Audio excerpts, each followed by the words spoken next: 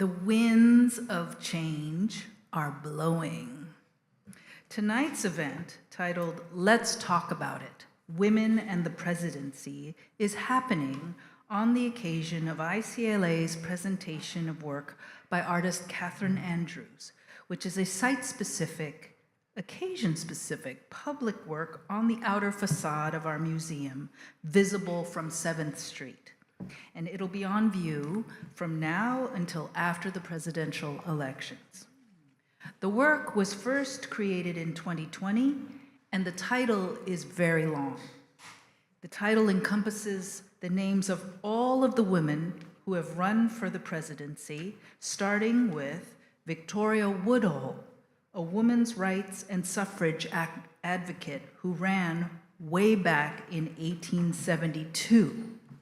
The list also includes others, such as Shirley Chisholm, the first Black woman elected to Congress, Patsy Mink, the author of the nation's Title IX civil rights law, and Gloria La Riva, the first Latinx woman to run for president in 1992.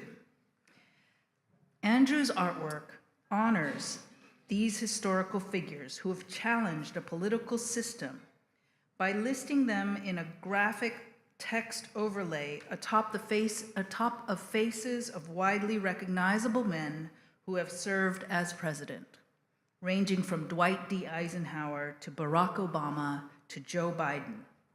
It is a glaring juxtaposition that further underscores the extreme gender bias of nearly 150 years in American politics amidst persistent and systemic sexism and inequity. The work will continue to be exhibited with each election season until a woman is elected president. This event began its organization a handful of months ago when we still had 2 white male presidential candidates in the running, and the feeling was frustration around the elusiveness of having a woman considered for the presidency. Now, it's a different situation. And we want to make clear that this is not a platform for the current woman candidate. As excited as we are, we're also not there yet. Tonight is a time to take a look at what is taking the United States so long to elect a woman for president, historically, culturally, educationally, et cetera, too many excuses. And we have an amazing panel to shed critical light on this. We're presenting tonight's event in partnership with the Judith Center, and it is special thanks to Catherine Andrews for her brilliant work of art, but also for co-constructing this panel discussion and her diligence in its preparation, a preparation that also included the important thoughts of Alberto Kiosian, ICALA's Learning and Engagement Coordinator, and our Getty Marrow summer intern, Josephine Cosmose, who's not here because she's back at Cornell. And Josephine had her research support. From the jump, we knew we wanted Artists for Democracy, a grassroots entity of artists that was created after the 2016 election, and we wanted them to bring their creative energy around voting advocacy and political engagement. Thank you, A4D, for setting up the Get Out the Vote activities tonight and introducing yourselves and your work, which we'll have someone come up in a minute. The panelists we found for this are wonderful, and we're so grateful for your openness to have this discussion at ICALA. Your time and expertise are incredibly appreciated. And who are our panelists? We have provided, this is our way, we provide these souvenir bio sheets for you, which have elaborated bios, but I will go through each of their, about who they are. Catherine Andrews is a conceptual artist who works with installation, sculpture, printmaking, and performance. Her work often highlights the way American culture normalizes unequal power structures, especially those based on race and gender. Nasreen Al-Khatib is an award-winning cinematographer whose work illuminates historically excluded voices. Her films have been featured by Apple, FX, Netflix, the Emmys, and the Tribeca Film Festival. Sarah Angevine, Associate Professor of Political Science, specializes in American politics, women and politics, comparative politics, and international relations. Her research explores how gender and identity, broadly speaking, affects democratic representation in the US. Raquel Beltran is Interim Executive Director of the League of Women Voters of Greater Los Angeles. Her background is in public administration, nonprofit board governance, and community and labor organizing. Natalie Masuoka, Associate Professor of Political Science and Asian American Studies at UCLA. She also serves as,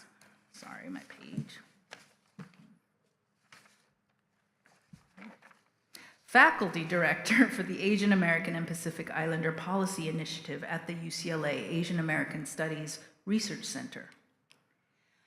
Thank you all for being here. And I'm going to explain a little bit about the state of ICALA right now. You have special access because we are currently preparing for our fall season with an exhibition titled Ciencia Sexualis. It is an exciting group survey of 27 contemporary artists whose work confronts, dissolves, reimagines sex and gender within the scientific apparatus. It is guest curated by co-curators Jennifer Doyle and Jean Vaccaro, and is part of an ambitious collaboration across art institutions throughout Southern California, led by the Getty Foundation and known as Pacific Standard Time, AKA PST. And this season's focus is PST, Art and Science Collide. You get a sneak peek at some of the works for our show. You might have noticed the mural outside, which is by the artist Demian Dinayazi, and it's called Pause Since 1492. And if you used our restrooms, we have another artwork installed by Chris E. Vargas called Reading is Transcendental #1. Both of these are artist activists who empower and amplify trans culture and art. Finally,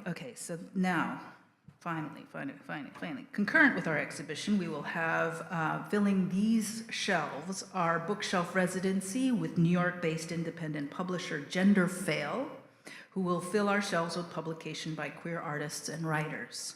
And in this little annex gallery, we will have a project with our Agency of Assets Teen Youth Fellows in partnership with Sway, an environmental activist, apparel and accessories entity in our neighborhood. And along with the project of Catherine Andrews, it's going to be quite a season of art and wonder at ICALA. So you're getting to see it this way. Please come back. We open on October 5th, and you'll see it all filled with art. I'm inviting Mary Nemick of Artists for Democracy to come up and say a few words before we start our panel. Thank you for coming.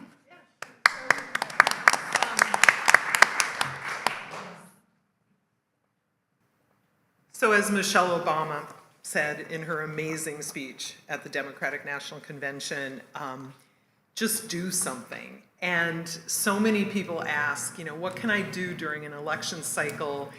And postcarding blew into our consciousness in 2017 when activists decided there just had to be a different way to reach voters, and created this really intimate way of really one-on-one speaking to voters by writing them a postcard. When's the last time you got a postcard in the mail?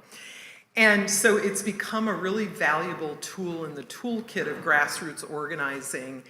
And I can't think of people who are better at doing this than artists, because I have an artist in my neighborhood who does postcards and they're just gorgeous.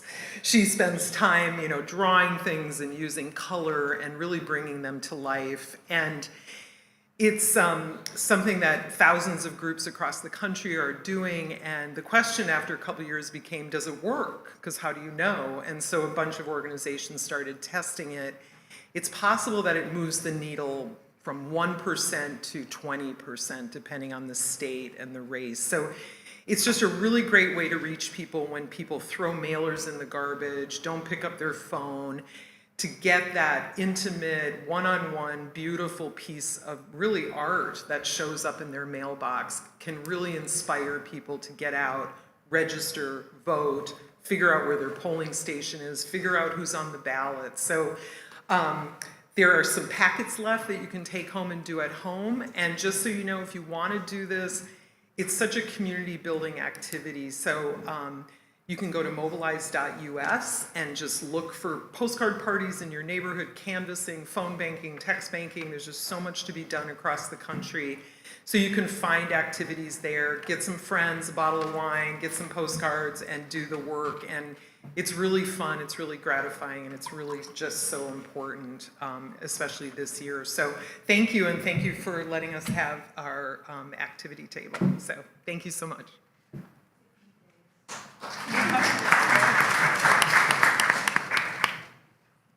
Can everybody hear me, or do I need to bring the mic closer? This is better? Thank you very much. Good evening.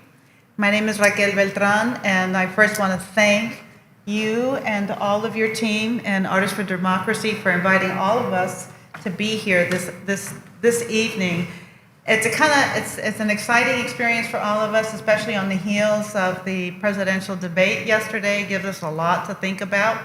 As you know, the League of Women Voters is a nonpartisan organization. We don't endorse candidates. Our mission is to support informed participation in government and the decisions that government makes. And this panel is going to speak to all of that today. So we just want to make sure you know that we're not going to be talking about which candidate did the best job yesterday, but we want to have you thinking about the job and what it takes to do this, to the job of the presidency or any level of government or any kind of civic engagement that you choose to get involved with or to get others to get involved with. So we're going to open it up with some questions. We have structured questions, and then we have some open-ended questions, and then we hope that you walk away with some thinking that you didn't have when you came into the experience. So certainly we want to have that with one another too. So we're looking forward to the conversation. So this is an open question to all the panelists, okay? So given all of your distinct perspectives, and there's a description for everybody in the handout, and thank you for doing that. Given your distinct perspectives shaped by your work and research, can you name what you see as some of the key obstacles from your areas of focus that continue to prevent women from reaching higher levels of government? And of course, when we think about that, we think about the presidency. What are your thoughts about that? Anybody can speak. Why you don't think we've had a woman president? And or just what obstacles there are for women. Mm-hmm. Well, I think one of the major reasons we haven't seen a woman president is because they are the commander-in-chief, right? So we've seen some increase of women in other positions of power and leadership, but in my research, I focus on U.S. foreign policy and the role of gender stereotypes and the impact women have as foreign policy leaders, but also the obstacles it presents for women candidates trying to be experts in foreign policy. So we talk about policies having gendered, people will rate candidates as more competent in certain areas just based on their gender. And that sometimes it overlaps with party, but even when you are within the same party, people will associate the male candidate as just immediately stronger with the economy and foreign policy, and the female candidate is immediately stronger with like education, healthcare, things we associate with femininity. And so there is an implicit gender bias specifically for the office of the presidency that, I mean, we still, you know, we have like 12 women governors out of 50, so it's by no means like in any space parity. But given that it's the commander-in-chief, I would believe that's a big part of why we can't get that last hurdle. And we see that at a local level with female mayors having to make decisions about who the chief of police is going to be for their respective levels of government, or the board of supervisors in LA County that had an all-female member of the board of supervisors battling it out with the county sheriff, who's also an elected official. So there are a lot of conversations about that. I want to make sure I mention that Nasreen was. We didn't mention that originally, but you might have something you want to contribute to this question. But I want to make sure the audience knows that she was invited to serve as the lead cinematographer for Kamala Harris's vice presidential campaign in 2020, right? I was. I had the lucky position to follow her and document her VP campaign. Terrific. Do you see that that experience that you had as it relates to the question, this open-ended question, in terms of? I mean, I would kick it back all the way to, you know, our country originates in colonialism, and that system permeates today. How we see people, how we see genders, especially how we see genders in positions of power. I think their framing has everything to do with who originally colonized this land. And how they set up positions of power for one specific type of person to sustain that position unendingly. So I think how people view that position today has everything to do with what they've been taught. As you said, Sarah, implicit bias has everything to do with how people see, can this person actually do the job? Can they do it well? Can they represent us well? And that has everything to do with who we see as powerful. And the positions they hold. Any thoughts you want to give to all of that? Yeah, I mean, you know, to add on to this idea of stereotypes, I mean, I think one of the important data pieces when we think about women voters, which is really more of my area of research, is that in reality, as much as we tend to stereotype politics as a man's game, or right, it's something is inherent, is stereotypically male. Women voters are actually the majority make up the majority of the voting electorate in the United States. They have actually for most of the time that we've had data. So dating all the way back through the mid 20th century, women have made up the majority of women voters and so, of all American voters. And so this is really now we can see is the real irony, right, of politics, is that which gender is the most participatory when it comes to voting are women, yet we do not see then that same type of distribution when it comes to representation and leadership. And to think that there was a period of time, certainly early in the suffrage movement, where women could run for office, but they couldn't vote. And that happened several times, even though they represented over 50% of the population. Right. Your point is a good one, Natalie, that precedes sort of my thoughts about how intensely sexism is normalized within the culture. And it's internalized by women. And I think we're still struggling to figure out who we can be, not in reaction to the roles that have been prescribed for us. And the work that I made outside was really about trying to physicalize for people just how normal it is that we're like, of course there's a man there. We all know the faces. It's so familiar we don't even think it. We just breathe it. It's like it's so deeply in our the way that we think, the way that we recognize and see, and to actually put all those names up. For me, it was, and this is the second time I've made this work, and actually little detail, there's a few less names here because these windows are smaller, but there are more names than what are out there, and there are many. And when I saw that physicalized, I was kind of shocked. You know, it's like a history I don't carry. I don't know these names. I don't know that history well. You know, and you can go and read about, oh, I've heard a tiny bit about that or a little bit about that, but it's normal that we just accept it as a given that we're in this imbalance. So what motivated you to do the work? And tell us a little bit about the Judith Center.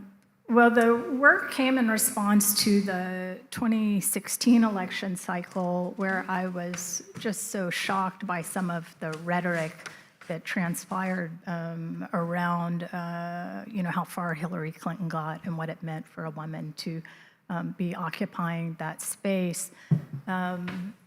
The Judith Center, it's a new organization, I founded, and it's really becoming active right now. We started programming in February of this year. But it was in response to my own experience as an artist, entering many factories where I would be the only woman. Maybe there would be a woman behind the desk as a secretary, but the owner, the managers, the assistants, the people really doing the very hard labor were all men. And so I would be going to these spaces. I went to these spaces for years, every single day, having to assert that I had a right to be there, that I actually was knowledgeable, I knew what I was talking about, I had financial resources, that I had earned myself to make decisions that had consequence. And fortunately, most of those people were quite respectful, but very often I faced sexism, and it was just so normal. And that's just one little tiny place where I experience in my field. It's massively rampant in the art world. So I began thinking about, to deal with this in our field, what do we need to do? And I was looking out, and I was like, well, we don't even have a woman for president. We don't. There's so many fields where women lag behind. So I began thinking, well, we need to look at this not just within our own fields, because it's hard to get traction. We know there's a problem in the art world, and there are people who have been working on this forever, like the Gorilla Girl, like all these amazing people, and yet it's still so hard to change. And so I began thinking, how can we do this? And I had the idea that it would be wonderful to begin to have dialogue with people across fields so we could begin to understand how bias in one arena locks in its presence in others. Thus, this idea to bring this kind of grouping together of people with very different ways of encountering these dynamics so they can exchange about it and learn more. It's an awesome piece of work, and the great medium that you use to do that, to do the project, and I'm glad to see that it's being recognized and getting introduced in different parts. You're at Berkeley, it's at Berkeley too, isn't it? This work, a variation of it, will be shown at the Berkeley Art Museum, and I'd like to thank Ann Elgood, the director, and Amanda Stroka, and also Aska, who spoke earlier, and all the ICA team for their wonderful support of the project. We all It's been thank you very for that. meaningful. That's awesome. Great work on your part. I want to ask, kind of thinking about these mediums, I want to go back to Nasreen as an award-winning cinematographer whose work amplifies underrepresented voices. Congratulations on that accomplishment. It's an awesome accomplishment. And again, as the lead cinematographer for Kamala Harris's vice presidential campaign, I'm curious about, and I think the audience would be interested in seeing, what do you see different in 2024 than you saw in 2020? Especially when we think about women in these spaces, and we do learn how to function in these spaces, and sometimes you have to learn by experience. What do you see? I think after the things that have happened in the last 4 years, people are framing their ideas differently, and they're pausing before they're speaking. After George Floyd, after Me Too, I think how people see women have changed inherently. How they see us in positions of power. And thank you very much for your kind words. I can't take credit for that. The things that I've been able to do in my lifetime that I've lived this far has everything to do with the women that have come before me. The generations of women who have pushed a little bit harder to get to where they were. And to have partnered with people that allowed them to take up the space that they took up. So I think the difference in the last 4 years has everything to do with how women are seen and heard and framed in the media, in film and television. Seeing Barack Obama be elected, I noticed an immediate shift in commercial television. It was some of the first times I saw multi-heritage people in Colgate commercials. Oh, And I really? know that seems like a small thing, but when you think about feeling like the people, the communities that you come from are represented, means that they matter to someone somewhere. And it leaves space open for you to take up space as well, whether you're in school or whether you're at your career inside your office. Having those representations permeate into commercial and artistic and television, that matters. Right. So seeing those micro transitions makes a little bit more space for people that were not getting any space whatsoever. And it's not just women. I mean, it goes past the binary of gender. Transgender leaders, non-binary leaders, disabled leaders, leaders of color. I mean, all of those communities Right. that have not been represented yet, that have not taken up space yet, are now taking up space. Right, right. I know my husband and I talk a lot when we watch commercials, because we're old. We do talk a lot about how much that's changed. And the two things that catch our attention is you see a lot of biracial couples in commercials. Not only that, you started to go from seeing biracial couples, then you started to notice that, and even in the beginning, you didn't see black women in those commercials, but then you began to see more black women in those biracial relationships. But now what you begin to see, they were always, yes, more and more white males with non-white male partners in these commercials. So it's quite a big change over the years. We would never have seen that in our time in the 70s. That was just, I mean, those were the days when you didn't have women in commercials wearing bra and underwear. They had the mannequins, for those of us who remember those days. You couldn't, that was considered improper to have people actually modeling these things in commercials. But going to politics, right? We're going to talk about, had Sarah talk about, with your focus on how legislation moves through Congress. Very big difference from talking about Colgate It's commercials. all I know. representation. I had the tie-in. It was like representation. There you go. There you go. Can you tell us why we don't see more laws passed that promote equal rights and opportunities for women? And of course, you can see my button. I'm thinking about the Equal Rights Amendment. I'll talk about that. Sure. And as I was listening, I was thinking a great deal about this concept we talk about in political science a lot, which is also a very male-dominated game. And so whenever I'm like, I specialize in gender and politics, it's like, oh, then, people's ears turn off. And they're like, oh, okay, like, not relevant. But I was like, gender does matter, and so you always have to have the data. But the conceptual difference between descriptive and substantive representation has always been something I'm really interested in. So when we talk about descriptive, it is about like what you might see in an image, or you see a woman running for Congress. It doesn't necessarily have to do with the policy issues that woman is, advocating for. So descriptive representation is just like two-dimensional, right? Like just describing, like a commercial or I mean, maybe not a mannequin, that seems strong, but, and then what I'm interested in is how that connects to substantive representation, which is about kind of policy outcomes and things like the Equal Rights Amendment, which has been on repeat. And one of the things I find in my studies is really on Congress as an institution, as if I'm like looking at a corporation and like how do things happen inside of Congress, what affects policies that are about global women's rights is actually what I look at.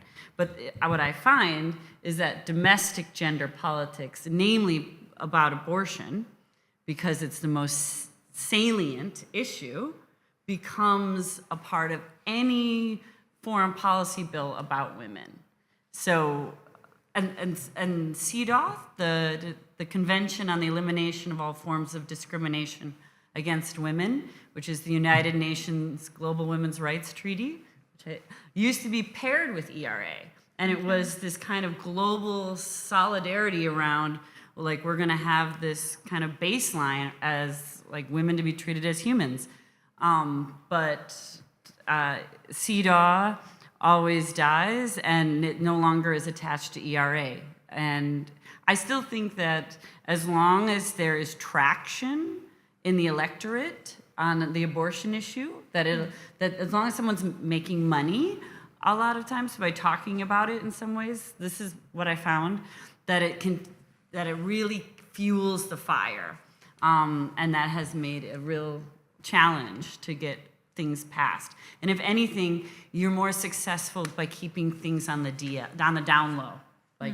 Like then nobody's taking time and making fundraisers about an issue, which is kind of counter what we think about democracy. I'm still a big believer, but that's how how the polarized Congress has affected substantive representation. Unless we get a 60-member proof filibuster, because then it won't matter. But until then, it's really hard to get compromise in a moment that's so polarized. Sarah, you, in some conversations with the group, you had said something about there are policies that folks have attempted to push through Congress that didn't necessarily overtly address questions of abortion, but there was the idea, it could very loosely somehow be related, and so we're going to shut it down. Can you speak a little bit more about that? That was interesting when you talked to us about that. The International Protecting Girls from Child Marriage Act, and this was one of the cases that was really the most eye-opening because it happens with a Democratic majority House, Democratic majority Senate. Barack Obama is president. Hillary Clinton is Secretary of State. It seems to be the perfect conditions for a bill that's just going to be focused on addressing child marriage, which disproportionately affects girls. It passes the Senate unanimously. It fails in the House as a partisan move. They say that I don't want to take up too much time on all of this nuance. I'll talk about it if anybody wants more details. But basically, they implied that the bill is going to support NGOs that support reproductive health. And in that linkage, they're signaling to the members of Congress that they're going to score it. And they'll score it as the part of your abortion scorecard. And that means that if you want to show you're 100% anti-abortion, you better vote against the International Protecting Girls from Child Marriage Act, which actually had a Democratic woman sign as a co-sponsor, and then she had to vote against it because of that whip alert. So the thing that comes to mind for me is, and also tying it back to suffrage, is that one of the arguments against giving women the right to vote was that they were going to be, if you got involved in politics, you would lose your uterus. So it's just amazing how control over a woman's uterus in many, many forms continues to happen every single day, century after century after century. So I want to move to both Sarah and Natalie and allow you to talk about, as political scientists, you think deeply about citizens' interface with systems of democracy. And I wonder if you could tell us why you see that it matters that women engage civically in their communities and in voting. Should I give you a break, Sarah, since you... I think Sarah could get you going. I don't know if she wants to. Okay. I'll let her do the transition there from legislation to voter, since in political science that's quite a transition for us. So, I think when we try to make sure we think about the important difference between voting and being civically engaged, one, it's important, of course, to make that distinction because there are different forms that we can offer our voice to government, right? And that not necessarily means that you have to do more mainstream activities like voting, but other forms of activism such as rallying, right? Volunteering and doing other civic activities. And as although not to take your line, Raquel, but for my work, which is thinking about race and immigration, where we think about the institutions that have really systematically denied access to mainstream institutions to voters of color, and for that reason, we want to make sure we distinguish between civic engagement more broadly in voting. But I think, when we think about gender, oftentimes we want to say, well, women are really political because they're doing civic engagement, right? They may not be voting, but they're involved in their communities, which is on one hand true. But on the other hand, as I mentioned in my original comments, the important thing for us too is to try to reserve the stereotype that women are not active in mainstream politics, right? So women make up the majority of the voting electorate. And so I try to push, especially my students now, to not necessarily try to talk about the important difference between voting and civic engagement as an excuse, right, to explain that women really are in fact political, but in fact to more recognize, right, that there are different avenues for women, and women are very much demonstrating in the data to be very active in both mainstream politics, right, and in civic engagement. And so, one, I think understanding the true reality, rather than accepting some of the stereotypes, I think one is an important part of the narrative here in the conversation of the importance here of this conversation. And I'll just add money Yes. as a very important way people can get civically engaged, and it's not just voting. Voting is really, really important. But the history of Emily's List, I think, is a good point to raise if you're not familiar. Emily's List, if this is like things to a classroom, anyone know what it stands for? Early money is like yeast. It makes the dough rise. And so Emily's List was really one of the first political action committees, PACs. And it was to challenge the Democratic Party because they were not being pro-choice enough. So Ellen Malcolm is like, I'm going to go find some women that will start to donate to candidates that are pro-choice Democratic women, so the Democratic Party will take us seriously. And that, from there, then we see where we are today. But it was a really substantive impact on the platform of the parties, but it was very much initiated by thinking outside of the pre-existing structure that wasn't serving this political interest. And I think, we should all take a page from that book, Right. and be as creative as we need to be, because hello, the system's so boring. Let's go. And raising money is man space at that time, Well, yeah. especially. Yeah, that's the other That idea. was the domain of those who had that domain. We're just going to leave it at that. Raquel, I wonder, before we move on, if you might speak for a second, because of your long history with civic engagement, to why you think this distinction between voting and being civically active is really important. You had such an interesting perspective on how that opens up certain spaces for different kinds of people who maybe can't vote. Sure. Well, when we talk about voting, I think we have to remember that we're talking about U.S. citizens and nobody else. But when we talk about civic engagement, we're talking about a total community. And that looks different. The audience is different. Your strategies are different. And the things you talk about are different. And when you talk about civic engagement, you're talking about inclusiveness. You're talking about reaching out to folks unlike ourselves and saying, you belong in this conversation, and we want to invite you to be part of that. And it's also the case, even in voting, all the money is spent usually in all-time voters and occasional voters. But the least likely voters, which are usually the people that are just trying to get involved and trying to get started, there isn't much money spent on least likely voters. They might be the young people. I haven't seen data on it for a long time, but in the old days, they tended to be people who were younger or people of color who were just getting involved in voting during that period of time. So you're including different people. I work with a mariachi academy. We teach children music, and we teach them to go to City Hall and ask for money for the academy. And I always find, a lot of these parents, sometimes they're undocumented. You can tell by their behavior. Usually they never necessarily say something. But when I say we need to go to City Hall and we need to ask City Hall for money, the first thing they always say to me, yo también puedo ir, and I can go, and that's a way where I know that they're not necessarily feeling comfortable in terms of their legal status. It could be they're undocumented, it could be that they're legal residents, they're just not US citizens. But that response says they didn't think that was a place for them. But when they walk in, and we train the children on how to testify, I don't testify.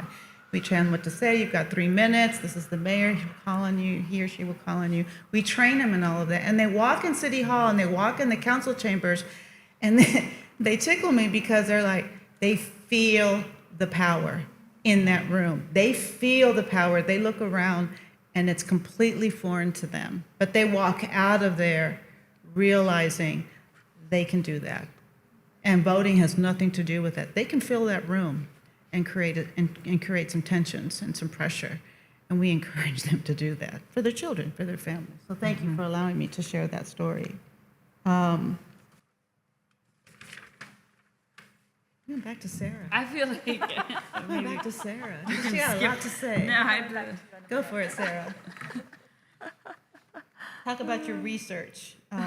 Continue to talk to us about your research. You have more you want to say? Okay. Yeah, I'm okay. You all right with I that? just want, I'll just add that, like, from this, the question is a little bit about, like, does it matter having different identities in the decision-making room? And I mean, my evidence is yes, right? So we need to have all these, the diverse forms of political mobilization, so we can have a diverse candidate pool that are effective at getting at the decision-making table. And then we can hopefully continue to have substantive change. Unfortunately, we need now more of a supermajority, but that maybe we can change the rules on that too. So why did you pick the title for one of your pieces, Is Sisterhood Global?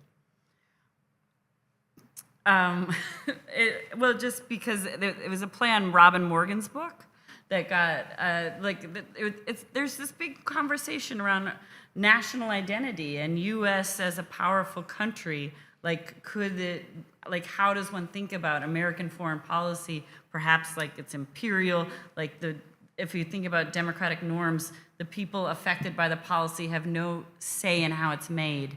So it's got to be somewhat imperial. So how can we put something like feminism that's supposed to be about like collective solidarity inside of that context of nation states with different power?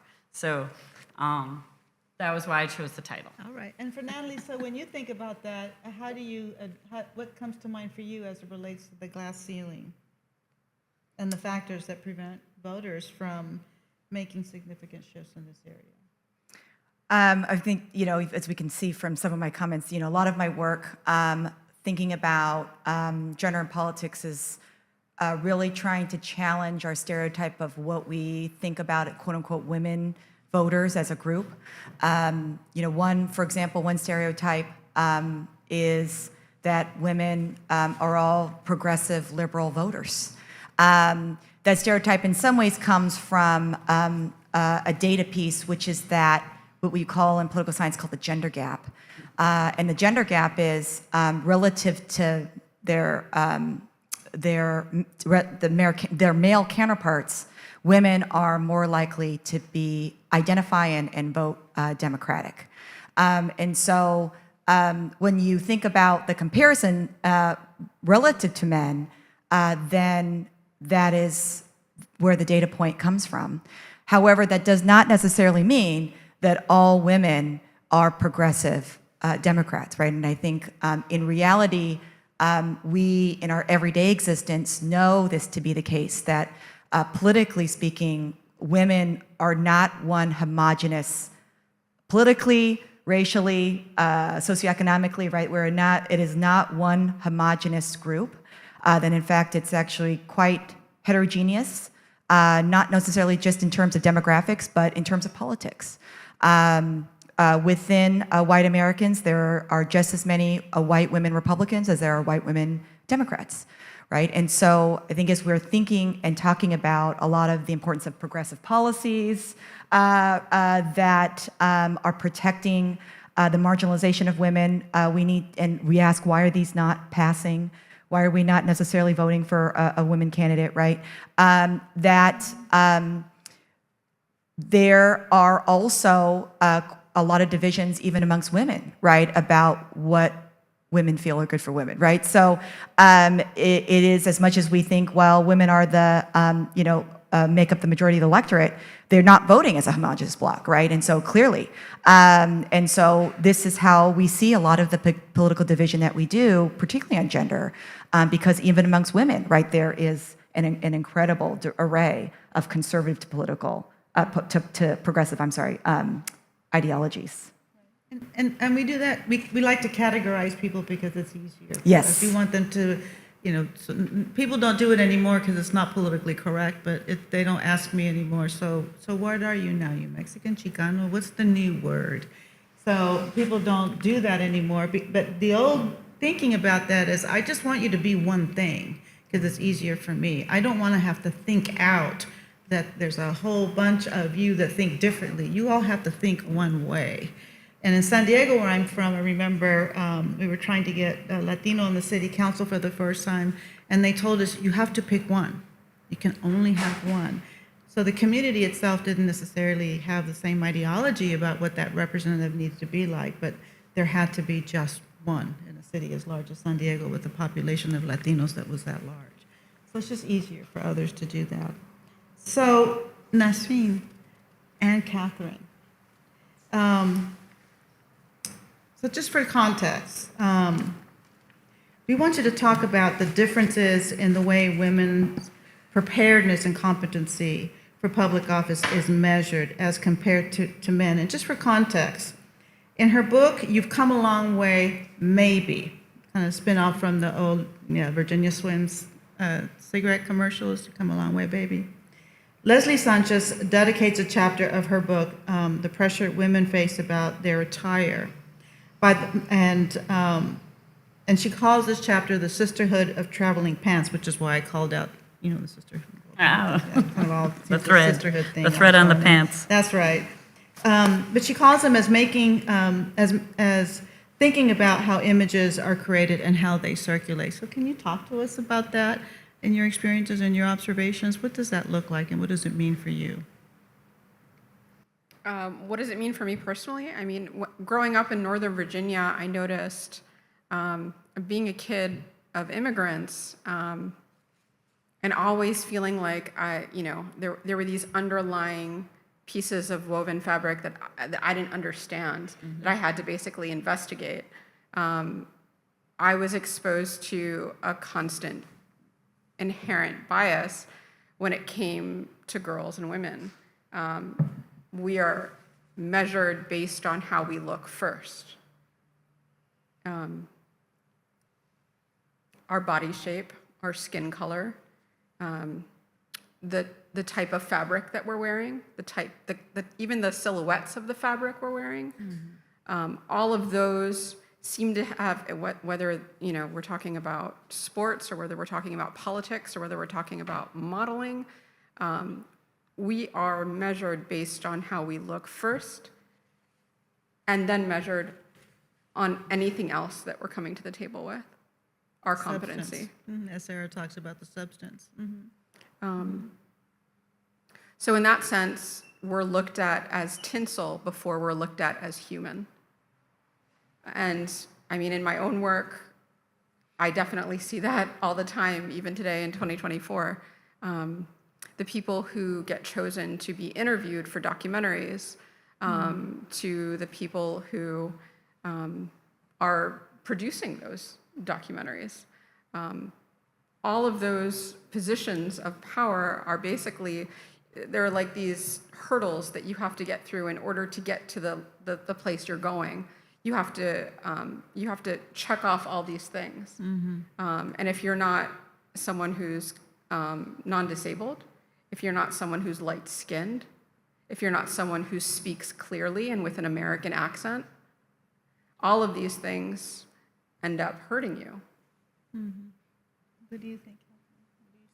Well, when I saw this question, I was sort of annoyed because I was like, oh, I don't want to talk about that. And it's funny looking back, I've actually made artworks about the way women have been represented in American Apparel ads, and I made sort of ridiculous spoofs on that. And but in a more sort of serious way, reflecting upon the question, I think you could ask any woman, like, what do they think about how women are commodified appearance-wise? And I think any woman can respond to that. We know that. We know that so well. It's always being fed to us. Think about your appearance. Buy these products. You're not worth it if you don't do this. And personally, I'd rather talk about how power is denied to women in the spaces where we've been excluded. And I think that's a different conversation. It's not, oh, do I look good enough? It's like, well, what's actually being talked about in the boardroom? What decisions are being made? How are those decisions being made? And I think it's a different question. And I think keeping this conversation focused on appearance is holding us back. I think we should be having different, we should be talking about different stuff. Very interesting, but who ends up in those boardrooms? Do they check all those boxes? Yeah, we can't just divorce it. I wish we could, but Right. yeah. So we're going to open up for everybody on some questions and just some thoughts.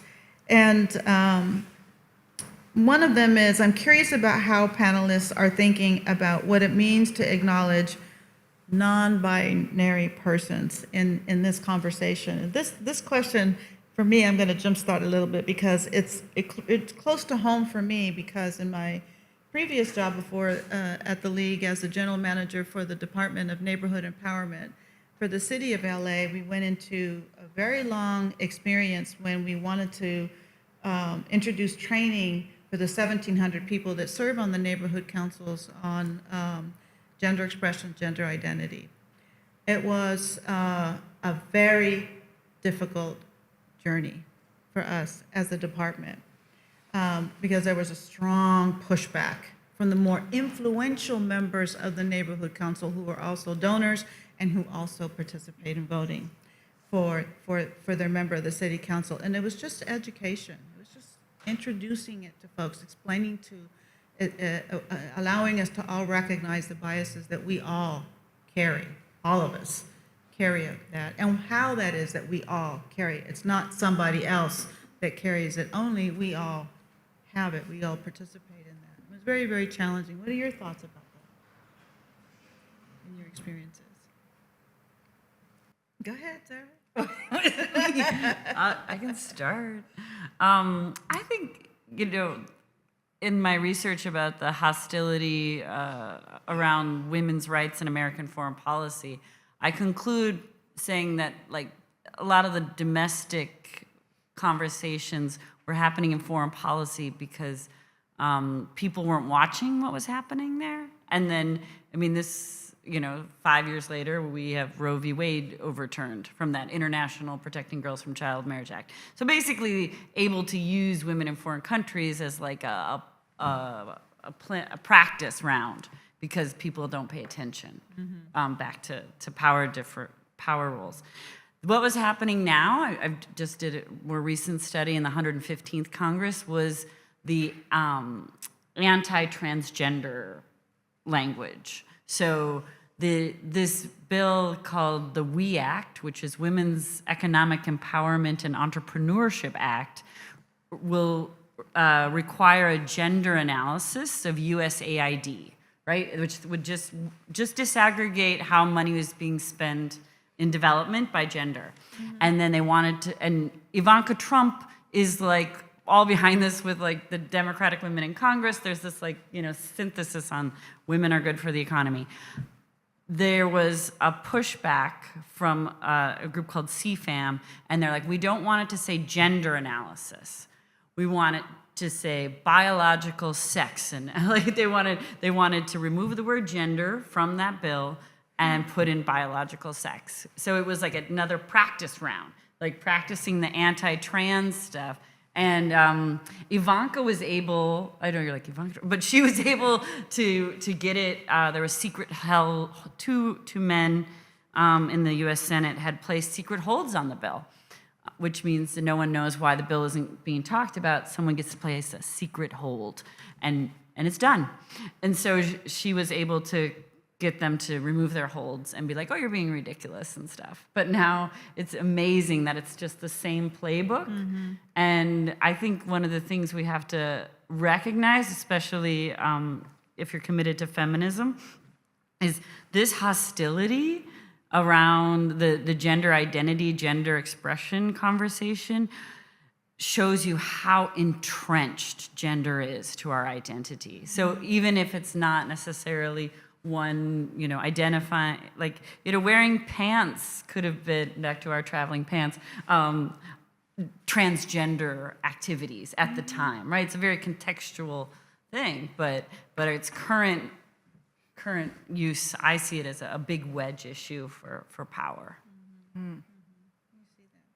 I want to say I think this is such an important question because I think that the ways in which women can define themselves in positions of power is so defined by men because those spaces are dominated by men. So they're always performing in a kind of reactive, defensive way. They have to put forth an identity in response to the dominant culture. And so I think the inclusion of non-binary voices is very important because it challenges women to think about more complex ways of embodying their identities. I think many non-binary persons are modeling all kinds of other ways that aren't prescribed by the dominant culture, and it helps us to get outside of that opposition. Does your data show anything for us, Natalie? Yeah, I was just trying to think about kind of what I can also add to this part of the conversation. Our challenge from an empirical perspective is that given such the severe opposition to recognizing non-binary gender identities is really blocking our opportunity really to fully understand the demography of our country. If we don't recognize it, which means we can't collect data on it, right? Which means then we cannot then move forward with a fuller, more systematic understanding, right, about our world. And so these battles aren't necessarily just cultural, but they're also in a deep threat to strategic threat to science, right? To knowledge production, I hope that we kind of really think about these other downstream effects, you could say too, of not recognizing other genders. I also think it's Sarah, you're going to say something? Oh, you first. But from some of the data, 14 to 18-year-olds or 14 to 20-year-olds, I think it's really high percentages identify as gender non-binary, much more like 20%. Right. So the future is fluid. Yes, yes, yes. No data anymore. I was going to bring up a different point related to something you and I had talked about, Sarah, which is the way in which in American culture, masculinity is so deeply entrenched with ideas of dominance and militarism, and how that comes from our history, like coming from the British Empire, rejecting that, the irony of the UK has had women in power for a long time because the way power flows is through the bloodline, and yet we rejected that. We took our arms so that we could self-defend, and for whatever reasons, masculinity has therefore been so incredibly linked to that. And some of what you were bringing up in our conversation, Sarah, was the role of the U.S. as this international police force, and so how we struggle to divorce ourselves from our relationship to guns. And I think it's such a tough relationship to break, and because it is almost irrevocably, it's impossible to break it. It locks in an idea about masculinity that the other genders can only be constructed around. as evidenced in the debate last night, if anyone watched the comments about, I've got a gun too. And so does my vice president. Yeah. Yeah, we all got that type of thing. Do you have thoughts for us? I have so many thoughts. I don't know where to. Know where to start or end. I mean, I could talk all night about, masculinity, how it's defined, where it originates from, and it was a topic that I was always dismantling and reconstructing in my own mind when with my sisters, because my father comes from a very small Iraqi town where masculinity was defined by John Wayne movies. Green Berets, yeah. We grew up on those, yeah. And a multiracial mom who taught me feminist history and speaking publicly, and so two very different opposing definitions of what masculinity is and how it should be defined and who gets to make the decision about how to define that. But I think, as someone sort of on the outside of that looking in, I don't know that any of my male counterparts growing up or my cousins today ever stopped to think about, how do I define my masculinity? Like, where did I learn these concepts from? And are they mine? Do I have to continue to persist on this? So yeah, I Do you see don't any know of where. that changing in cinematography and that profession in the industry? The amount of women and women of color and non-binary people in cinematography are very few. Generally, the rooms I'm a part of, much like Catherine said, I'm the only one. I'm the only woman of color there. Many times I'm the only woman. So when I have the chance to build out my own teams, that changes, obviously. But when I don't have the chance to build out my own teams, it's lonely. And the space that I feel like I can take up shrinks tremendously, because there's this sort of like unspoken thing where you're lucky to be here. You're lucky we even let you in this far. How much are you going to talk now? So what role do you see men having in changing the imbalance? And this is a question for everybody. how do I think men can change that imbalance? What role do you think they have? I mean, what I can speak to are the conversations I'm having with my male colleagues, my male identifying colleagues, which is a lot of fear. There's a lot of fear that they're feeling about not realizing that they've taken up the space that they've taken up. And then there's a whole other contingent of knowing exactly how much space they've taken up and wanting to continue that, wanting to sustain that legacy for as long as possible. So for the contingent, for the population who's curious, who does feel that fear, but the fear from wanting to grow, it's usually the conversations that they're having with women and non-binary folks and trans folks who they feel comfortable enough to be wrong with.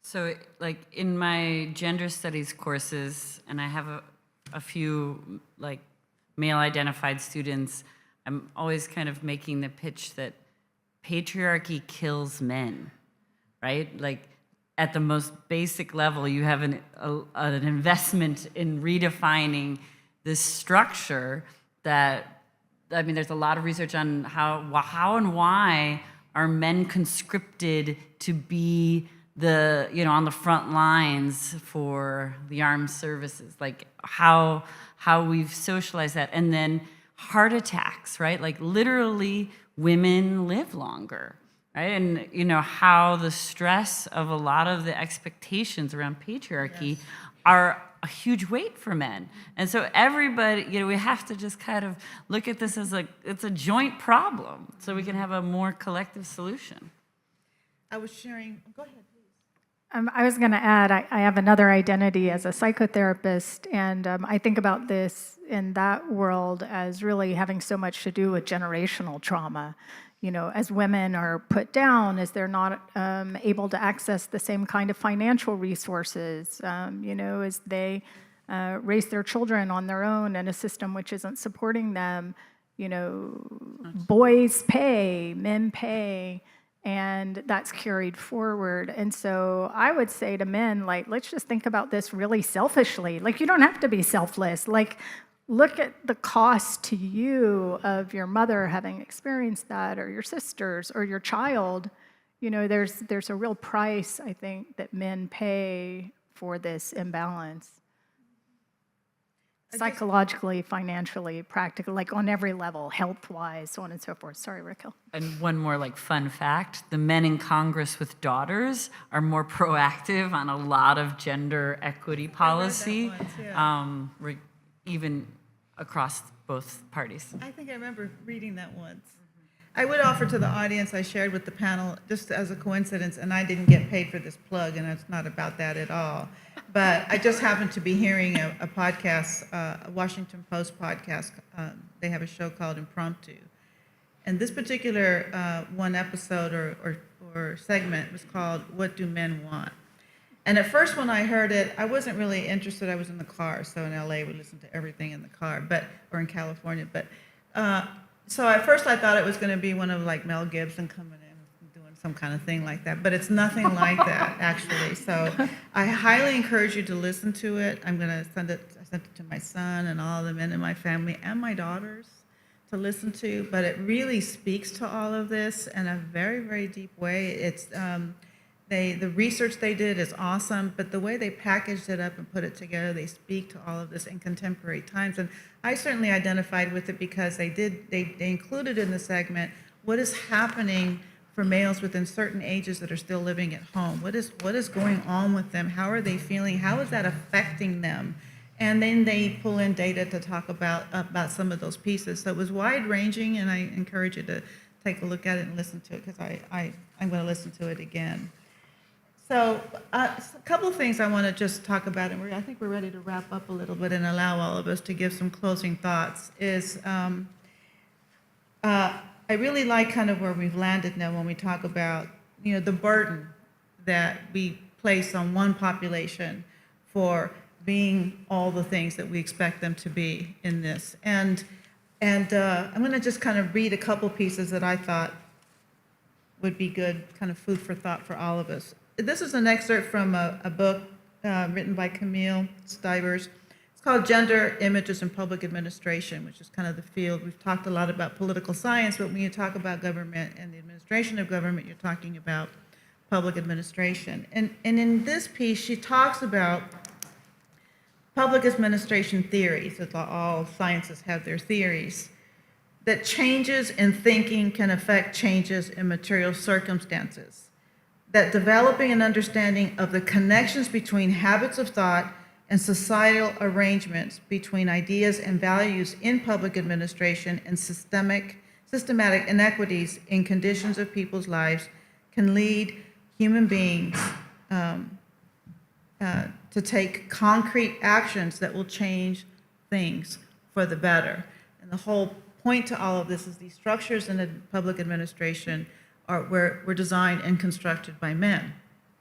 And in that construct, their views about women meant that women had to be in a particular place in the field of public administration. So I thought a lot about this when I watched the debate last night, because certainly as the head of the executive branch of government, you're looking at a presidential candidate and a woman who is really having to deal with these kinds of structures that have been there for certainly a long time.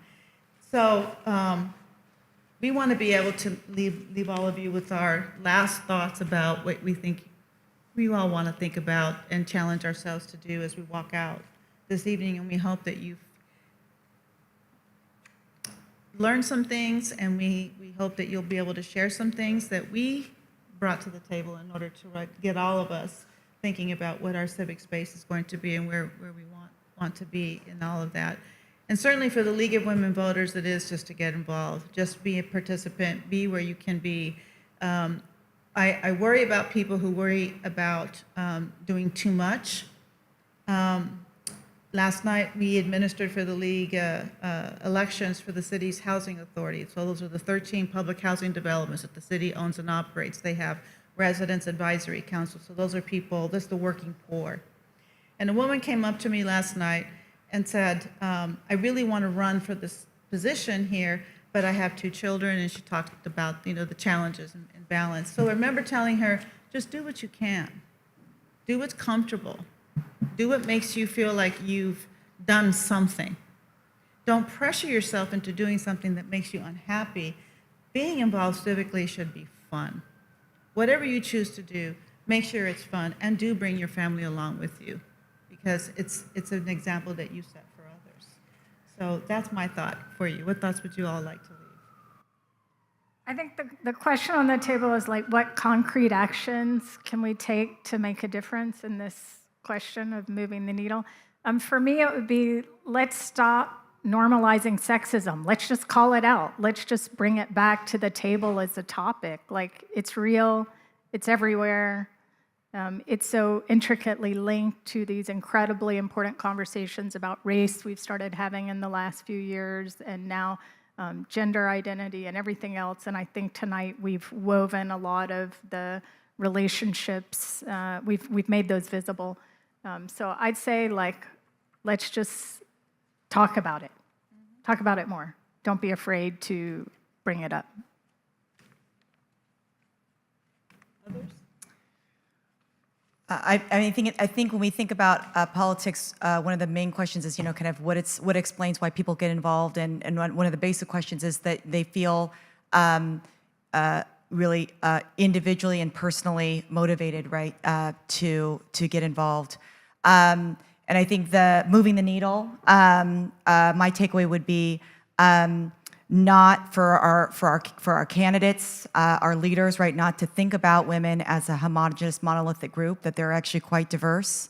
And connecting with women voters isn't about giving some stereotypical one-line, right, kind of messages to activate women, but women actually really have a really diverse set of interests. And so in recognizing that individuality, recognizing that diversity is the way that we're going to activate the targeted parts of the women electorate that you really want to turn out for you.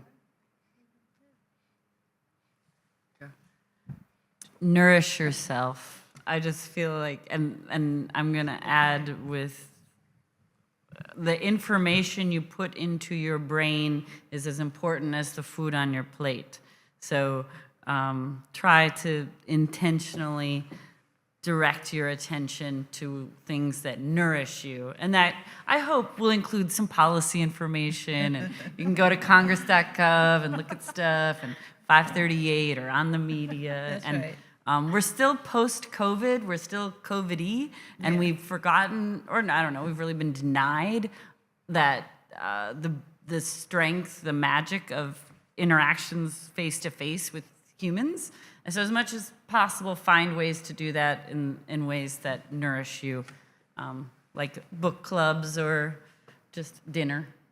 Good points, good points. What would you share? I think about privilege a lot, and I'm not just talking about racial privilege or gender privilege, whether you have an apparent disability or not. I would encourage folks, and I encourage myself, to think about how I'm using the privilege that I'm utilizing, because everyone in this room, everyone hearing this, everyone eventually seeing this online has privilege in some way. How are you using that privilege? Are you using it for yourself or just your family? Are you using it for your community or all of your communities? How could you potentially take what you have and share it to make things a little bit more equal? Nasreen, one question about that, because you had used that word in a way that I thought was interesting in a conversation we had had earlier. And I think often that word now gets thrown around to mean, oh, you have privilege, that's bad. And I was struck by the way you were using it as having so much to do with I exist and I can exist and I can take up space. Can you speak to that a moment more? Yeah, I mean, I guess I should define privilege. And right now, just as a person sitting here, I have the privilege of a microphone illuminating my voice to people that are sitting in the back. I have the privilege of sight and smell. I have the privilege of having a degree and an American mother who taught me the underlying language underneath English. So when I speak about privilege, I'm speaking about all kinds of privilege, age privilege, pretty privilege, economic privilege. And I think, Catherine, what you were speaking of is, can you ask the question again? Sorry. Well, I'm also I think now sometimes that word gets used almost apologetically, and I think Yeah. you're using it a little bit differently, where you're encouraging people to proactively use their privilege to make a difference. Yeah, it's not bad when I say privilege. I was a part of this art project in DC years back, and one of the things that we collectively came up with was check your privilege. And that can mean like you're in a conversation with people and there's something that makes you uncomfortable that you didn't know about, to just move towards that discomfort and dismantle some of the privilege that you've had that never exposed you to the perspective that you're hearing or you're listening about. So yeah, I don't see privilege as a bad word. I see it as a tool. It's a tool that's been imparted to me. It's something that's been imparted. All of us have it. You can't pretend like it doesn't exist. It exists. It exists everywhere, in every city, in every town, in every room, on every street. So the question is, when you start to actually measure that privilege and figure out who has privilege, how are they using it, who is benefiting from that privilege? I think that's what I'm very curious about. That's great context. Yeah, I'm glad you asked her to clarify that. It's very different than the concept of elitism that is oftentimes associated with privilege. Well, thank you very much, everybody. We're happy you were here with us. Thank you.